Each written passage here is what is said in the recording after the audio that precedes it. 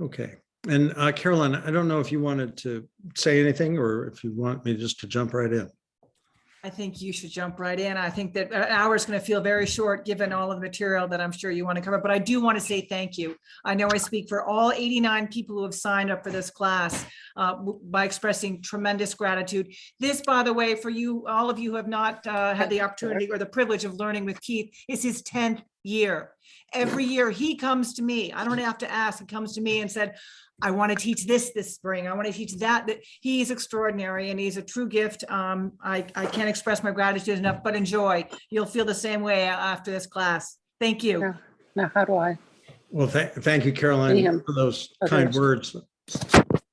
I am, if we have any muting issues, I'll try to get around and mute. I am Keith Moon. I have taught at Hotchkiss since 1989. I teach Russian literature and Russian history. I also, for a time here, taught Russian language. I know many of you from here in town, and I'm really excited about this particular topic. Obviously, at this time, this was an unexpected. Let me give you just a little bit of history. I think the first time I spoke at Noble Horizons was just a one-off. It was a Sunday afternoon. I believe it was in 2012, and I had just come back from Russia. I wanted to share my experience. It was just when I landed in Russia on a Tuesday, Vladimir Putin had been reelected president on the preceding Sunday. So he was elected on Sunday. 48 hours later, we were in Moscow. And that was a particularly interesting period of time, I think, in Russian history. And I wanted to give a talk and share what I learned at that point. So I think in April of 2012, I gave a talk about Vladimir Putin. And what interests me is that some of the very things that I was talking about at that point concerns looking at Russia from the perspective of a Russian president, trying to put myself in the shoes of Mr. Putin. What was it that he was wary about? What was he trying to do inside his country, but also what was he trying to do in terms of foreign policy? I think we're watching an awful lot of it play out right now in remarkably sad ways. I think all of us are acutely aware of just how brutal and sad, given all their money to tragic all this is, not just for now, but for the foreseeable future. I don't think we're getting out of this war anytime too soon.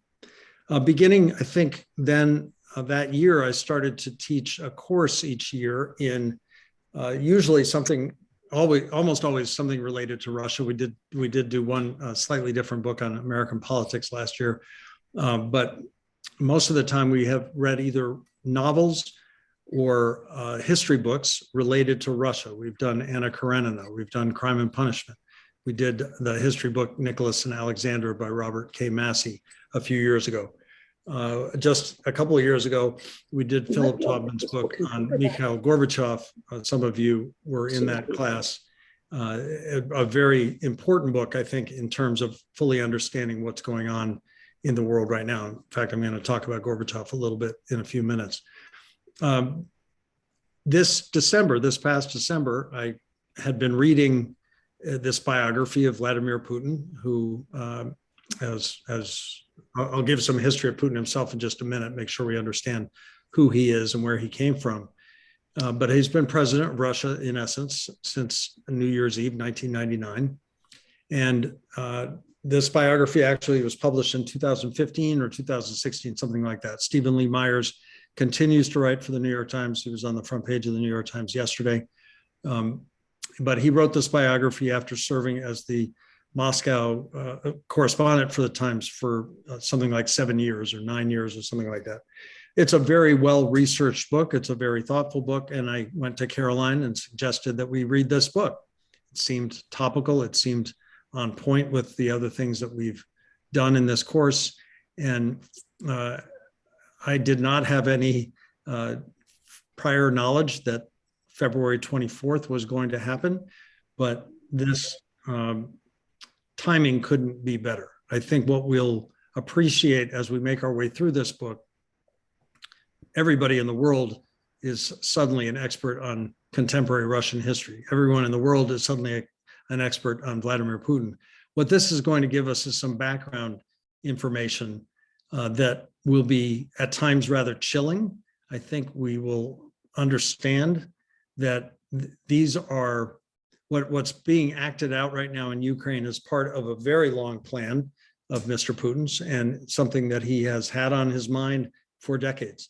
And therefore, where that leads us ultimately in terms of what the final stage of this story is, of course, we don't know, but I think it will inform us about what's happening right now. And I appreciate that. The way I have traditionally run this course, and I want to continue to do it, is that if anyone has a question, if anyone has a comment, I would love to hear it. It may be a little bit more cumbersome with the number of people that we have. I'm also appreciative. There were some people who wrote to me who could not be here for one reason or another. So we're recording this, and ultimately it will be a recording of record if people would like to see how the first course went, how the first class of 8 went. That's terrific. And I'm going to share it with them. So just be aware that if you speak up, you'll be on that recording, and that's a good thing. I encourage everybody to vocalize whatever it is that's on your mind. Any questions, any comments, any thoughts. We have a wide range of people on this call, and some of you have much more expertise in Russia than I do. I'm looking at Natalia Smirnova, who grew up in the Soviet Union and is a native Russian speaker, and obviously has a tremendous perspective that the rest of us, most of us, do not have. Let me tell you just briefly about my own experience with Russia. Many of you probably know all this if you've been in one of these courses with me before, but I just want you to understand why I am a teacher of Russian history and Russian literature. I grew up as the son of a U.S. State Department Foreign Service officer. Most of my life was spent growing up in Latin America. We lived in Costa Rica, Panama, Venezuela, and Ecuador when I was a boy. Spent 8 years altogether in Venezuela. That's probably the country I know best. And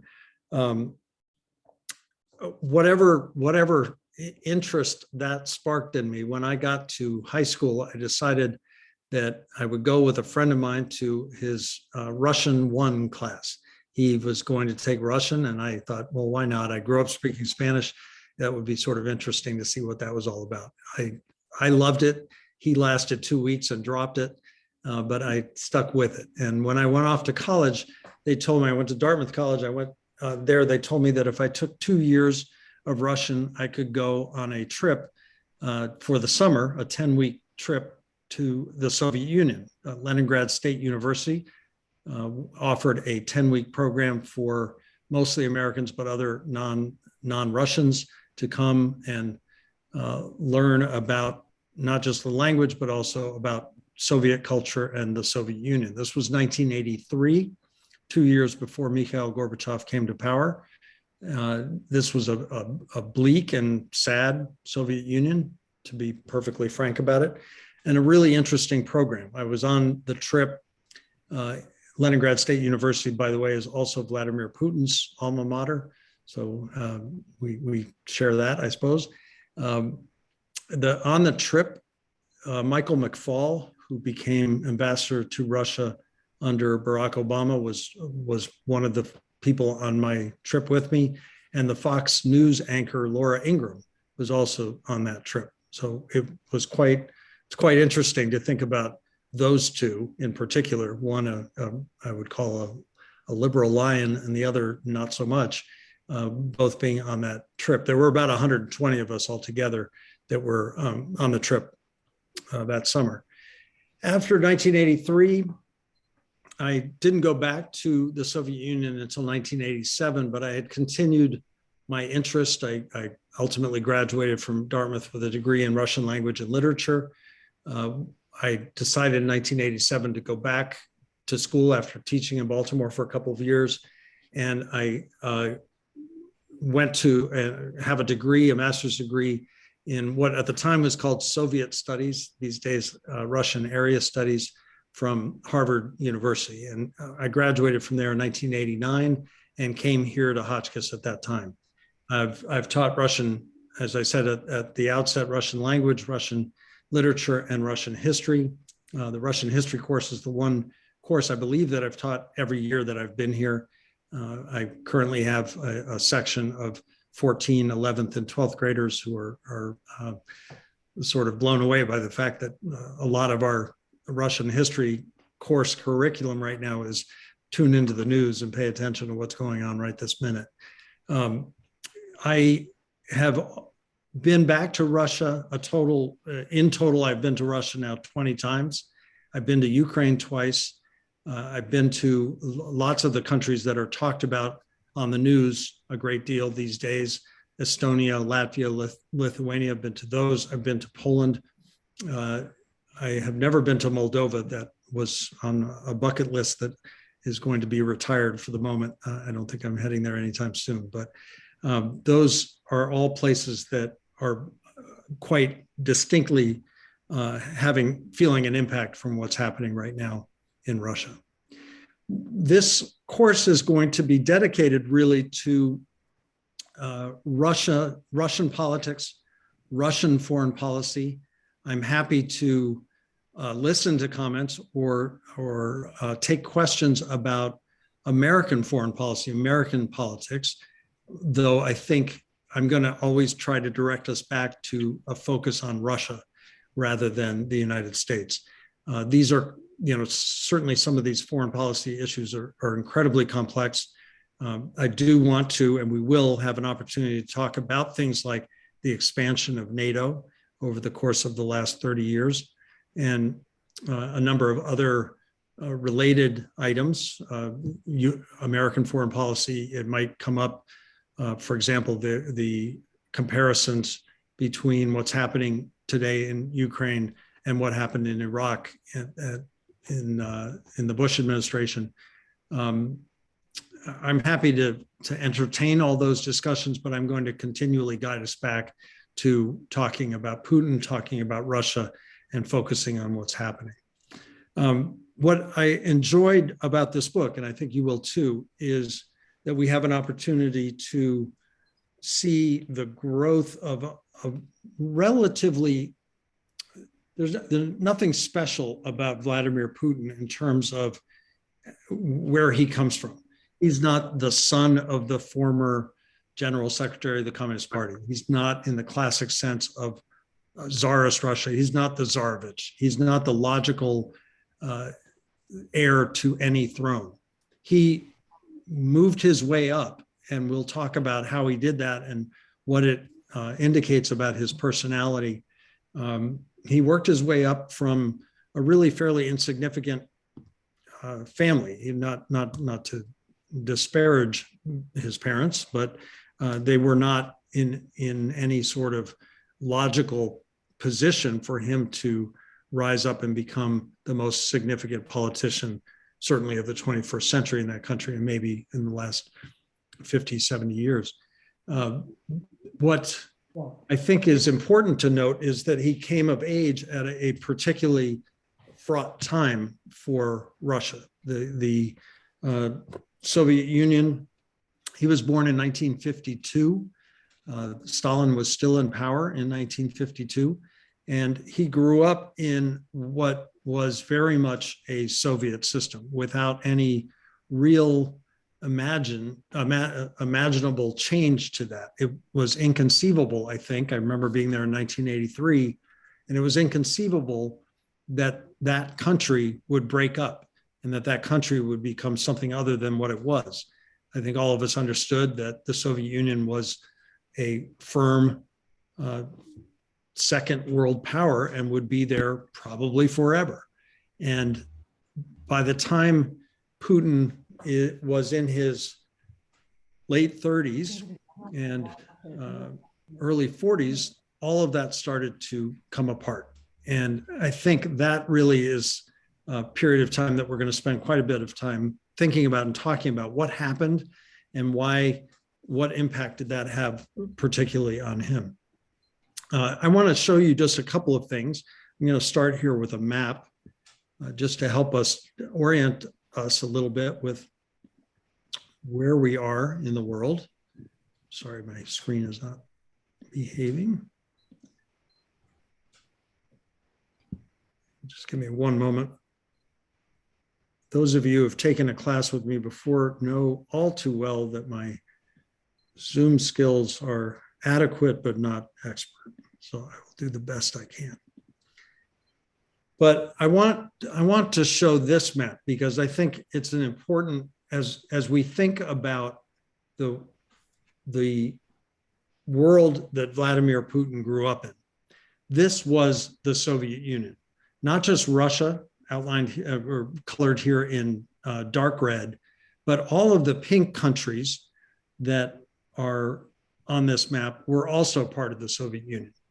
Just to give you some sense of what happened when the Soviet Union broke up, it went from a country of 289 million people, the third largest most populous country in the world, 289 million people, to a country of about 140 million people in Russia proper.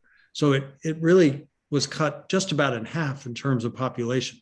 We've got a couple of different areas that I want to just take note of for a minute. And when I'm done talking about the map, I'd love to hear some questions or comments about it. But the sort of famously lumped together stands, I think as the Soviet Union was breaking up, lots of people started referring to these countries that are also neighbors of places like Pakistan and Afghanistan as the stands. We've got Kazakhstan, Uzbekistan, Turkmenistan, Tajikistan, Kyrgyzstan, most of which are Muslim countries, not completely, but they have high growth populations in these countries. They are, for the most part, these are buffer lands really between some very complex countries to the south and then Russia to the north. Interesting, Russia went in to Kazakhstan just this winter to help support the president of Kazakhstan, who was facing some rebellion, some revolt, and Russian forces went in to reinforce that president. We didn't hear much about that. This isn't Ukraine on the doorstep of Europe, and so it didn't get a lot of attention. But it's interesting to think that Russian forces are there as well, invited in by a leadership that wanted support. But that's an interesting side note that maybe we can come back to. But I want to focus our attention really, because of what's happening today, on this western side of Russia. We have Ukraine, of course. And what's interesting to note here on this particular map and on any map that's published really in the West, in the United States, is that this little piece down here, this peninsula that is part of the Black Sea, is Crimea. Crimea on any Russian map, it would be colored dark red. Russia considers Crimea part of Russia.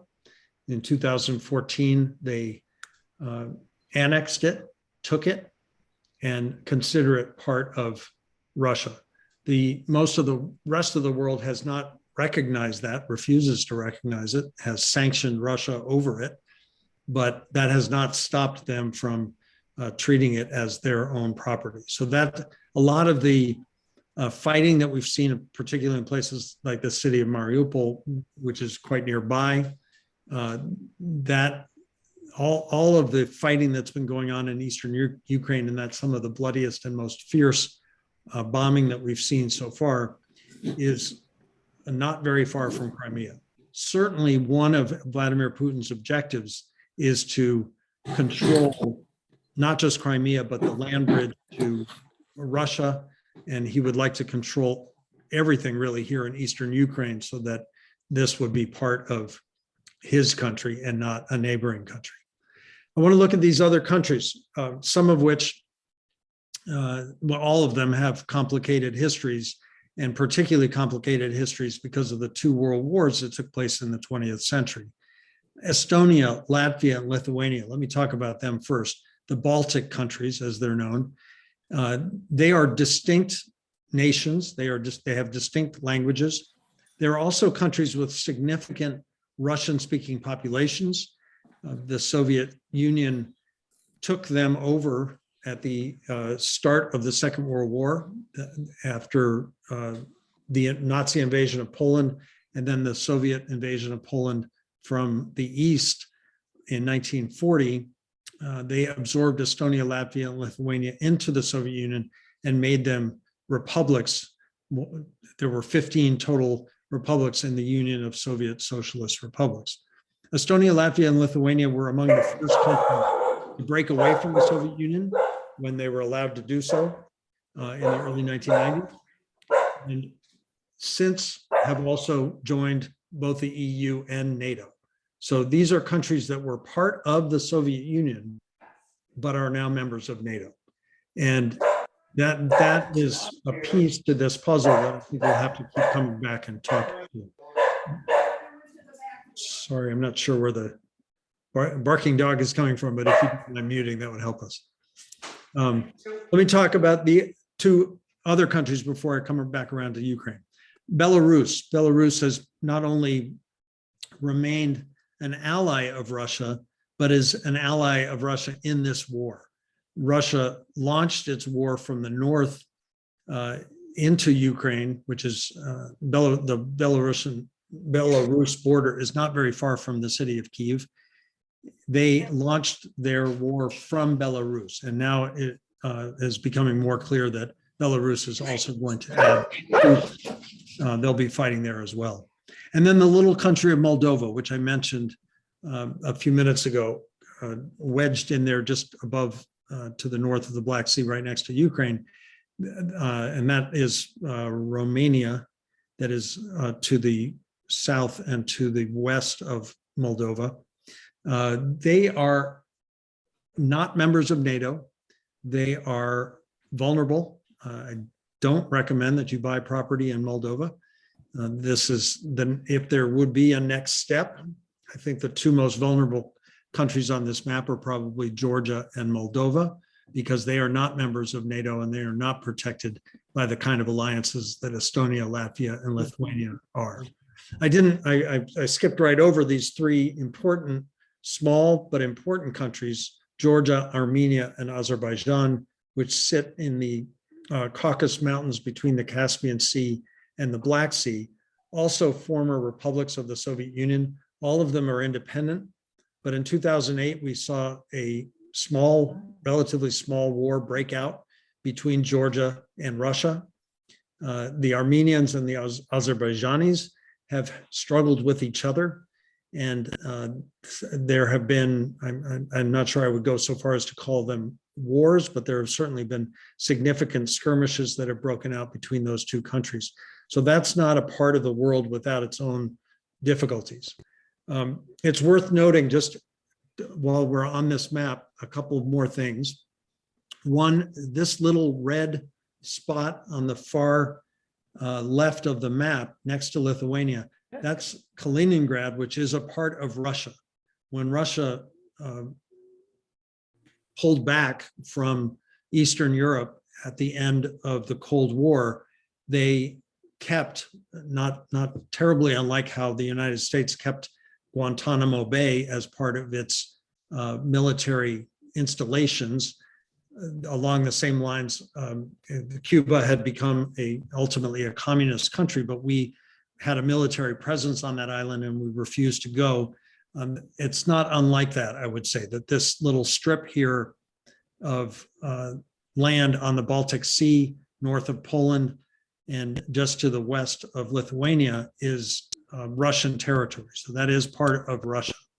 You can imagine then if Belarus here really could be colored a darker red because they are quite closely allied with Russia, you can imagine that Lithuania gets nervous about what this little corridor looks like for them if Russia is trying to connect places geographically. Lithuania is a member of NATO, and that we hope precludes any kind of attack or invasion, but it is a part of the world where everyone is pretty nervous. I'm not going to go through each one of these countries, but Poland, Slovakia, Hungary, Romania, Bulgaria, they're all part of this discussion ultimately, because all of these are countries that were part of the Soviet bloc, the Eastern European Soviet bloc, and all of them have had their relationships at one time or another, sometimes quite negative relationships with Russia. Russia has invaded Hungary, for example. Russia has invaded Poland, for example. Russia invaded the Czechoslovakia when it was one country, for example. So all of them are wary of Russia, and Russia, frankly, is wary of them. And meanwhile, all of them now are members of NATO, and that is something that ultimately puts Mr. Putin somewhat on edge. Let me stop talking for a minute. If anybody would like to ask a question or make a comment, please unmute yourself and speak. The camera should pick you up. I don't think you can. Oh, excuse me. Can I go? Please do. Thank you. Yeah, here. Okay, Lisa Reed. Are the stands in NATO? They are not. They are Okay. not in NATO. And why didn't Ukraine become part of NATO? What was being held? Why were they being held back? I think, what I was just having a conversation about this at lunch here at Hotchkiss. And what's interesting to consider about Ukraine has been, it's a complex country. It has a history of corruption. Yeah. It has a history of, when we talk about things like cyber attacks and those ransom attacks on schools and towns here in this country, that where things get bottled up, and until you pay your ransom, they won't release the computers. Lots of those centers were, not all of them certainly, but many of them were located in Ukraine. Ukraine has been operating as not as a country per se, but in a relatively lawless way, has had significant trouble, for example, with sex trafficking, significant trouble with cyber crimes, significant trouble with governmental corruption. They've had, and we're going to read about quite a bit of this in the book.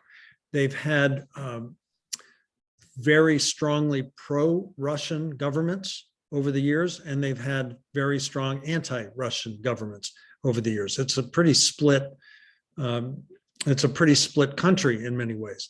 They had not reached whatever standards were required, both economically and militarily. They had not reached those standards. So their application to join NATO was never taken particularly seriously. I have to say that along with that, Russia has been adamant from the absolute get-go that Ukraine not be admitted as part of NATO, that they saw this as a significant affront to them as a country, and a significant challenge to their hegemony in that part of the world. I think about it sometimes, what if we think about this from the American perspective, they're not exactly analogous, but if Canada were ever being seriously courted by a communist country or some other alliance, let's say the Warsaw Pact when it still existed back in the 1950s and 60s, if they were being seriously courted by that group, would the United States feel threatened by that? The answer is almost certainly yes. They're considered Canada to the United States is considered a friendly neighbor in almost all circumstances. And Russia, I think, expected that Ukraine would fall into that category in Europe, that the world would not try to take, and by the world, really, the United States would not try to take Ukraine and make it an ally of itself. Ukraine's big. It's the largest country. If you take Russia out of the mix, it's the largest country in Europe by size. 44 million people, I think, rank it either second or third behind, certainly behind Germany, maybe behind France. I'm not 100% sure about that in terms of population. we're talking about a really, we're also talking about a population of people where Ukrainian is a separate country. I will maintain that throughout this course. It is a separate nationality. It has a distinct language. It has a history that is enormously intertwined with Russia's history. And it's hard at times to distinguish the two places, but at the same time, to act as though they were the same nation or the same country is, in my opinion, just wrong. But Putin and many Russians do see it that way, that Ukraine is really an extension of Russia, and that somehow, because of geopolitical forces that were happening at the beginning of the 1990s, it was allowed to break free and be something separate. That could be the discussion point for an entire seminar, I think, the difference between Russian and Ukrainian nationality. But I do think that Ukraine wasn't really ever a serious candidate for NATO membership because it didn't meet the requirements, both, well, in three different ways: economically, militarily, and politically. I think they were not considered solid enough at that time to become members of NATO. Do I think, if this whole thing ends and somehow there is a Ukraine at the end of this tunnel, do I think they will join NATO? I think they'll make every effort in the world to join NATO, and I also think NATO would gladly take them in. But these are complicated issues that have to do with finances and loyalties and all kinds of, I think ultimately when we're talking about the NATO alliance, there's a lot of strategic and tactical information that's shared. Joe Biden is at NATO headquarters today, and they're talking with their allies about things that perhaps, 10 years ago, it would have been hard to imagine revealing to the Ukrainian president some of that information. Yeah. Okay, thank you. The one other thing about Russia, in the Soviet Union era, it's my understanding that a very large part of the Russian aircraft industry was in Eastern Ukraine. So that was a very big adjustment when it broke off to deal with that. As, by the way, apparently the whole space program was in Kazakhstan. And that was a lot of complexity for the Russians to deal with those issues. So, it's like saying Houston or Cape Canaveral, have broken away. It affected apparently the thinking of Russians quite deeply to have those important assets, break away from them. What happened in 1991, the breakup of the Soviet Union, happened much, much, much more quickly than anybody anticipated or was prepared for. And so what we will talk about, I think we'll focus our attention on this next week, is that period of time when Mikhail Gorbachev comes to power in 1985, starts to change the Soviet Union in the hopes of creating a new sort of hybrid communist/capitalist system that perhaps he had in mind something like what's happened in China over the course of the last 25 years. It didn't work. That didn't work at all. And Gorbachev ultimately had to resign. And when Boris Yeltsin, whom we will speak about at some length next week, when he came to power, there were all sorts of decisions that had to get made very quickly. And I really appreciate that comment that as you can imagine, there were industrial centers all over the Soviet Union, all over those 15 republics. What happens?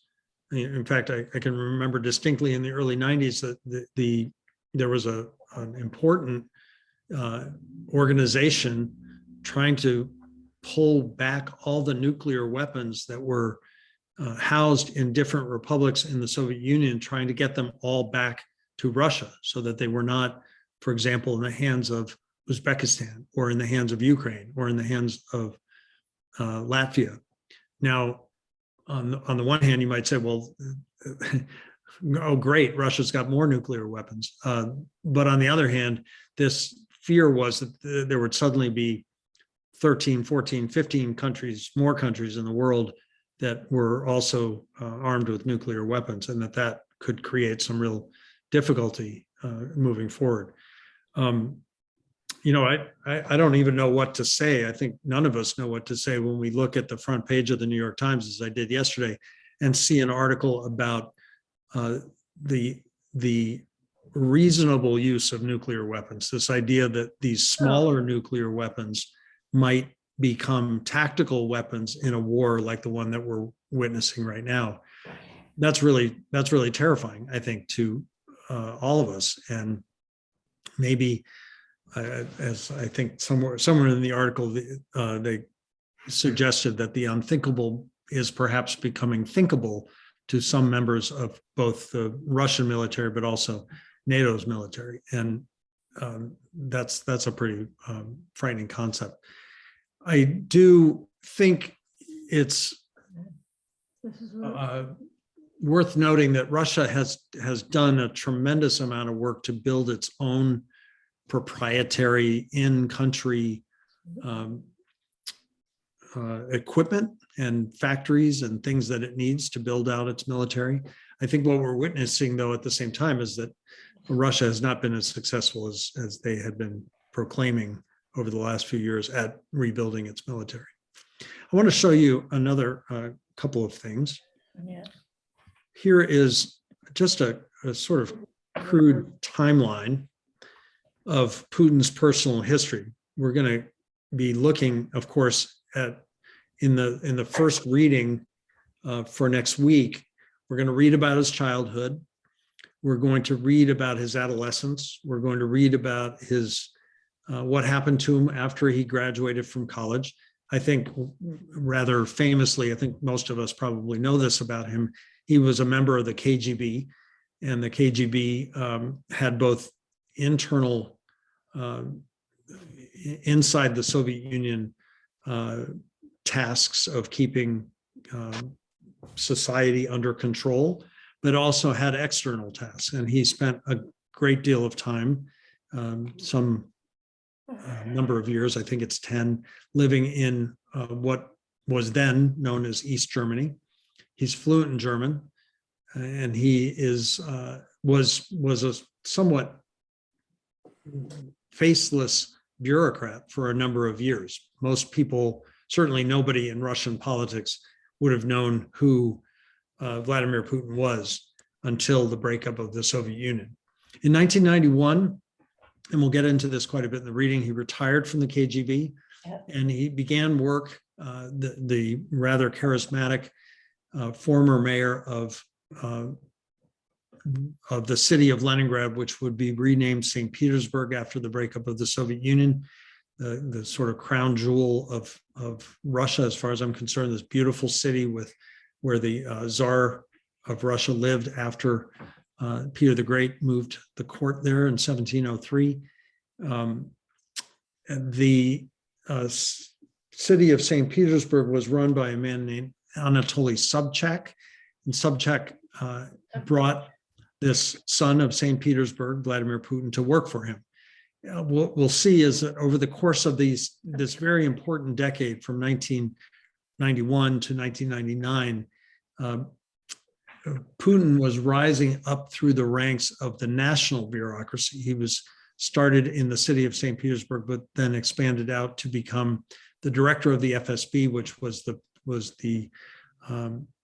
sort of stepchild of the KGB. It was the forces that we think of when we think of their police and their internal police that are keeping order. Even right now, the FSB couldn't be busier right now, actually, inside Russia. He was the director of that for 3 years, and then ultimately became prime minister of Russia under Boris Yeltsin. The prime minister position under Boris Yeltsin, almost everybody was prime minister under Boris Yeltsin. He had many. He was rotating them quickly and without much regard to traction, because in essence, Yeltsin was using these prime ministers as political deflection for himself. If he could hire a prime minister, blame him for the ills of whatever was going on, and then fire him, then he didn't have to take so much accountability or blame. Ultimately, Putin would be the last prime minister for Boris Yeltsin, because on New Year's Eve 1999, while the world was sitting making sure their computers weren't going to get messed up by Y2K, Yeltsin, in a surprise move to just about everybody, including inside Russia, resigned from the presidency. And that made Vladimir Putin, the prime minister, the acting president. He wasn't elected president on his own merit until March of 2000, but he was the acting president when the election happened. And in effect, that gave him tremendous advantages and allowed him to win that election pretty handily. We will see that one of the things that is certainly true about Putin, he has continued, even almost to this day, continued to abide by constitutional law. But what he likes to do is he likes to change constitutional law. He likes to force things through and change them so that ultimately things work out the way he wants them to. But that's why in 2008, he was required, after serving 2 elected terms as president of Russia, 2 in a row, he was required by the Constitution not to run again. It didn't state the way it does in the US Constitution that he could never run again. It just stated that he could not run for a 3rd consecutive term. So in 2008, he stepped down. He put in his, one of his deputy prime ministers became his anointed candidate for president. And that Dmitry Medvedev, who's still floating around in the Kremlin, became president of Russia, and Vladimir Putin installed himself as prime minister and really, in effect, shifted all of the power of the office to himself as prime minister. This is a section of the book that I think we'll find particularly interesting. How did he do that? That doesn't seem all that easy to do, actually, but he managed to do it.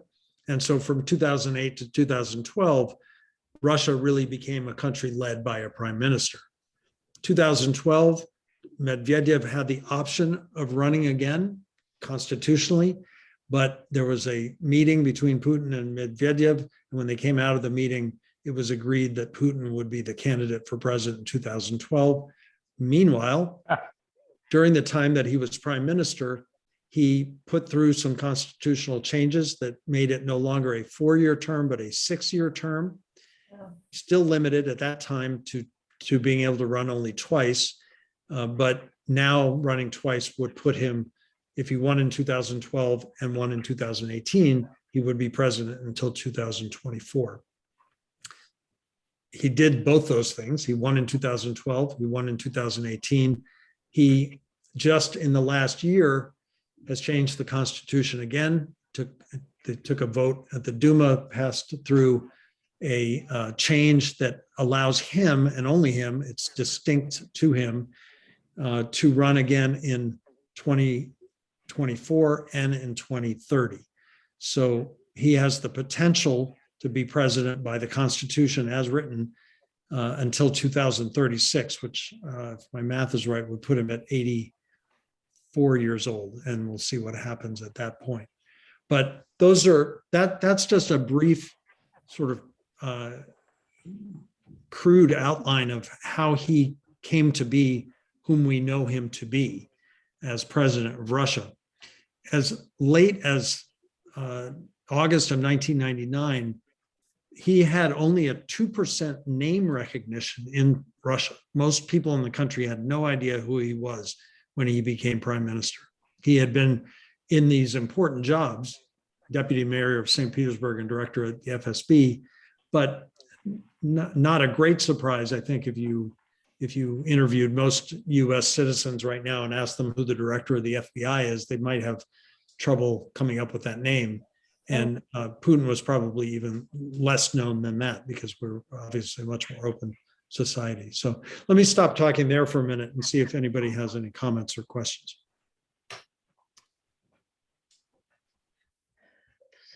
Keith, could you just talk a little bit about the difference between being president and prime minister of Russia?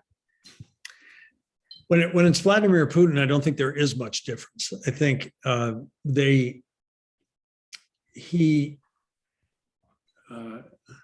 think he's an extraordinary man in the sense that he embodies power in about every way possible. And so there are some technical constitutional differences between the two positions.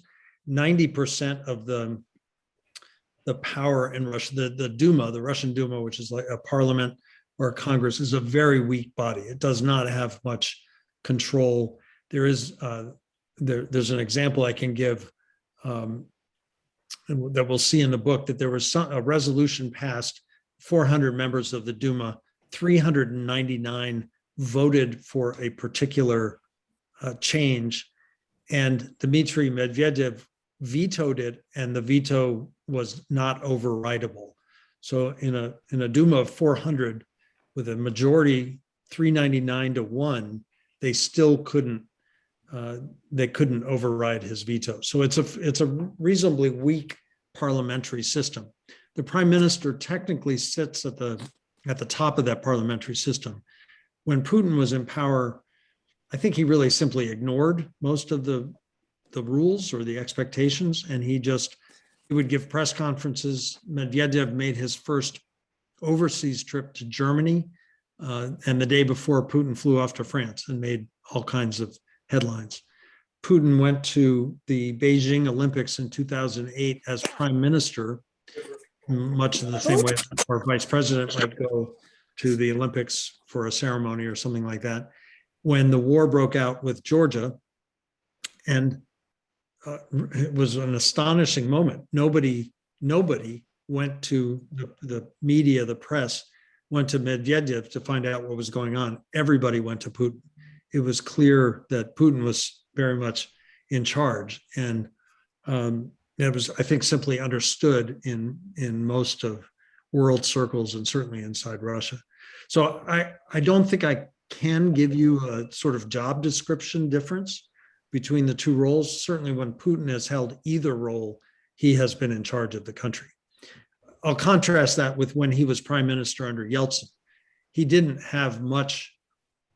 He was given responsibility for the war in Chechnya, something that he dedicated himself to with fury, but he didn't have much to do with the running of the country in other ways. Once he came to power, I think that's when we really saw things begin to change. Natalia, go ahead if you like. Keith, can you explain more about, you said Putin now made specific to him the opportunity to continue running. Can you explain that? I'm not sure I can. This is in the sort of gray zone of what is legal in Russia and what is understood in Russia, which sometimes I think are two quite different things. But my understanding of the referendum that was kind of jammed through, this was really interesting. They tried to do it in 2020. They had this enormously big plan to get a vote out across the country to allow Putin himself, because he was so popular and such a great leader, that they were going to have this national referendum, and he was going to he knew that he was going to get this permission for himself to run again. Then COVID hit, and really hit in Russia. It was really problematic, and so they had to delay the referendum. In fact, I believe they delayed it for perhaps even as long as a year, and it happened really quietly. You know, I think while the world was focused on so many other things, suddenly this referendum passed. Nobody, I'm sure there were objections on across Russia and also on the world stage. Somebody like Alexei Navalny has been yelling about this loudly for years, but it hasn't really caught his attention. And ultimately, he was granted this permission to remain in power. As I understand it, it was a referendum on him and not on the system. So the constitutional system remains a two-term presidency. You can run again after taking a break, but you can't run more than 2 times in a row, with the exception of him. Do with that what you will, but he essentially granted himself that permission. Please, Lisa. Hi.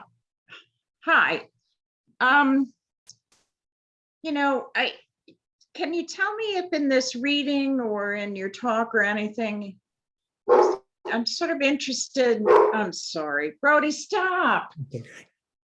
As to what makes Putin tick, because so much of the decisions as I watch the news and Biden's going to Brussels or whatever, I mean, it depends on Putin and what the heck's going on in that mind.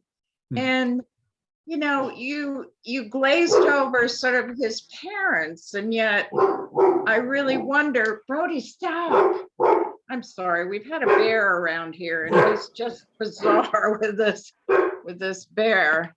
But It's okay. Just keep talking. I think we can all hear you fine. Okay. On top of everything else that you've been talking about, I was wondering if they would dive into all as to what makes that man tick.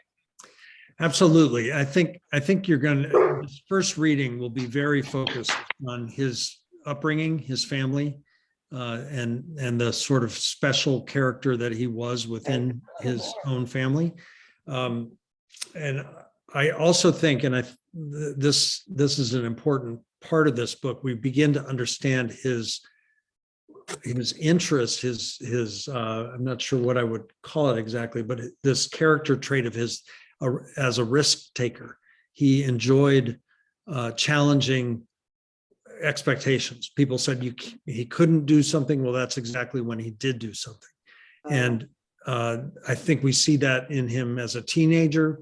We see that in him as a KGB officer. Now we're seeing it in the worst possible way on a world stage. And that defiant streak, that hyper confidence that I think we all recognize in him, but also that aggrieved nature. He's very sensitive to criticism. He's very sensitive to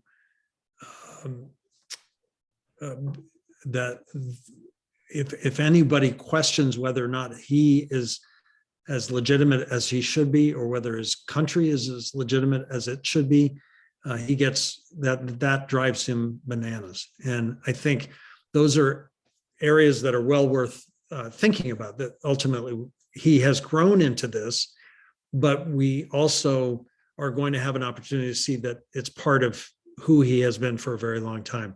There's a passage, I was going back over this book. We were on spring break the last couple of weeks, so I was rereading the book.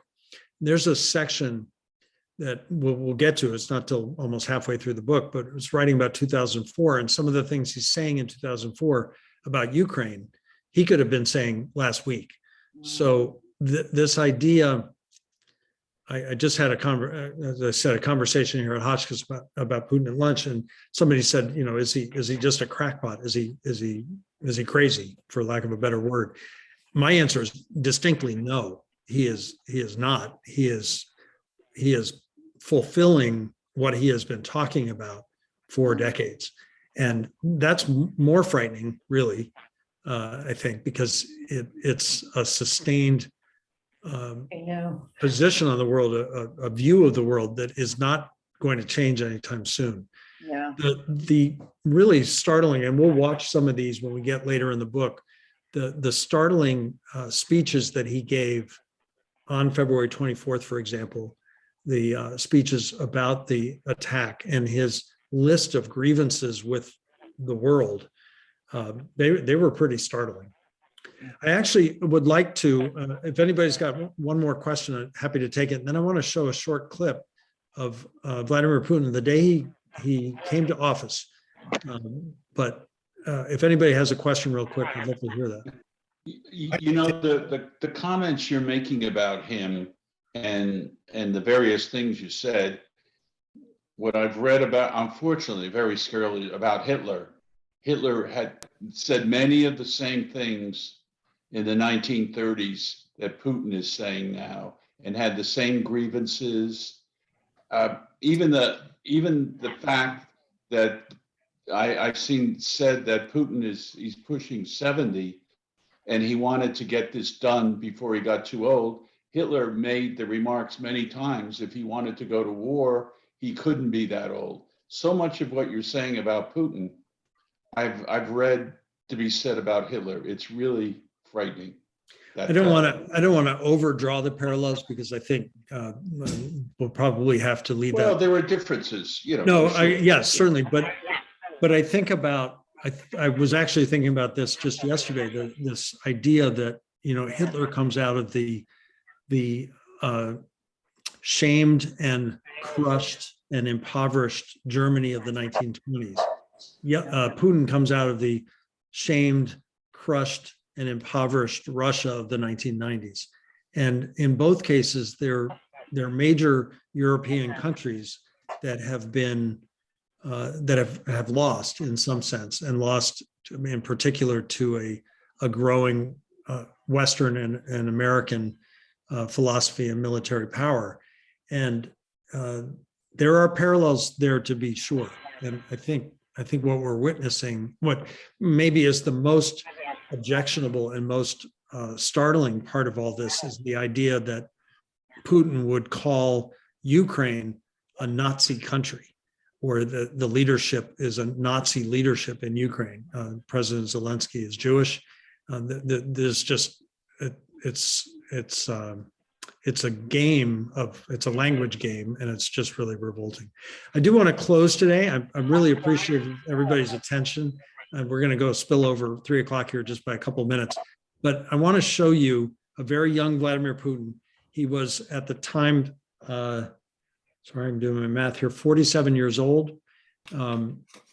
He became president of Russia. He learned that he was becoming president of Russia the day he became president of Russia.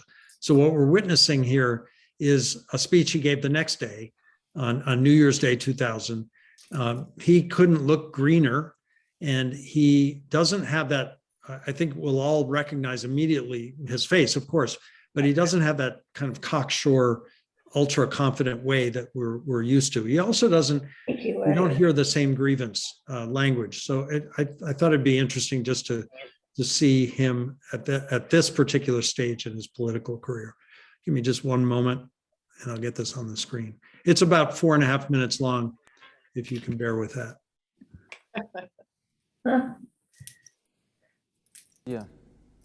Сегодня, в новогоднюю ночь, я, как и вы, с родными и друзьями, собирался выслушать слова президента России Бориса Николаевича Ельцина.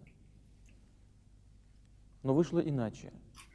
Сегодня, 31 декабря 1999 года, первый президент России принял решение уйти в отставку. Он просил меня обратиться к стране.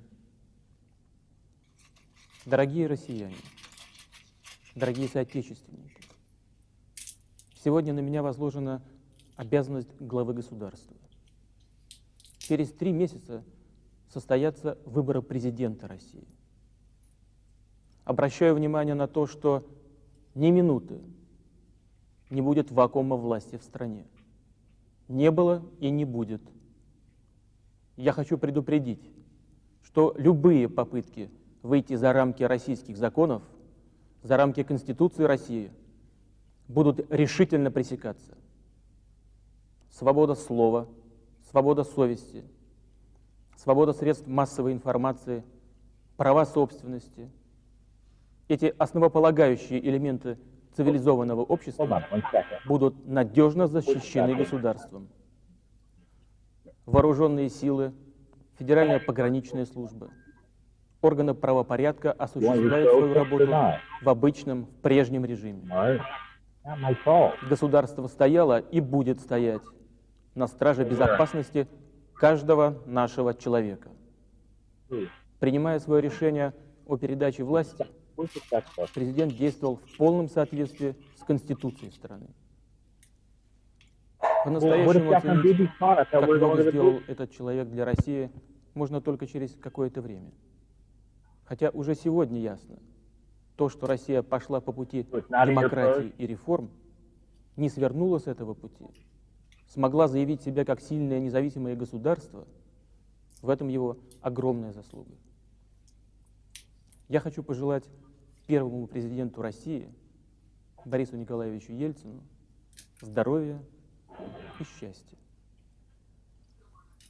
Новый год — это самый светлый, самый добрый, самый любимый праздник на Руси. В Новый год, как известно, сбываются мечты. А в такой необыкновенный Новый год уж тем более. Все доброе и все хорошее, задуманное вами, обязательно сбудется. Дорогие друзья, до наступления 2000 года остались считанные секунды. Давайте улыбнемся нашим родным и близким. Пожелаем друг другу тепла, счастья, любви.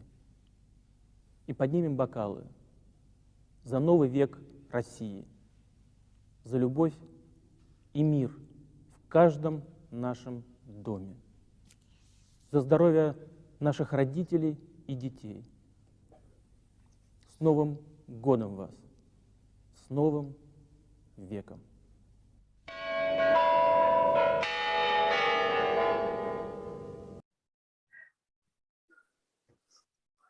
All right. So a young, I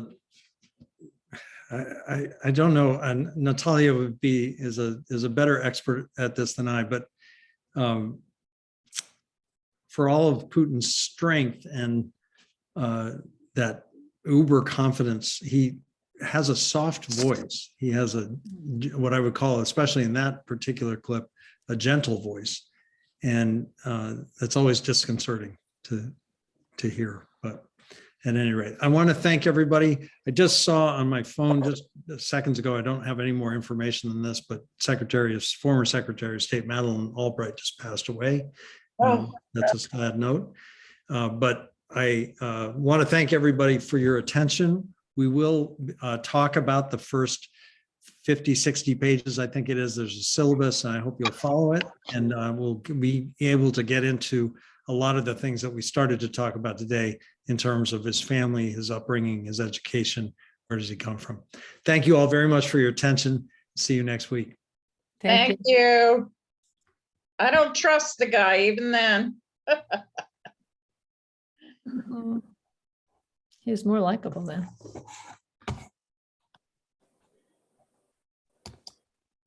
Caroline, are you there? Did she go? Yeah, no, I'm here. Oh, good, stay. I think I'm the host, and I think I'm about to. Oh, you gotta go. All right. Yes. Lisa, Okay. I mean, I must have your email if you signed up, so we'll catch up. Okay, very good. Thank you, Keith. Thanks, bye.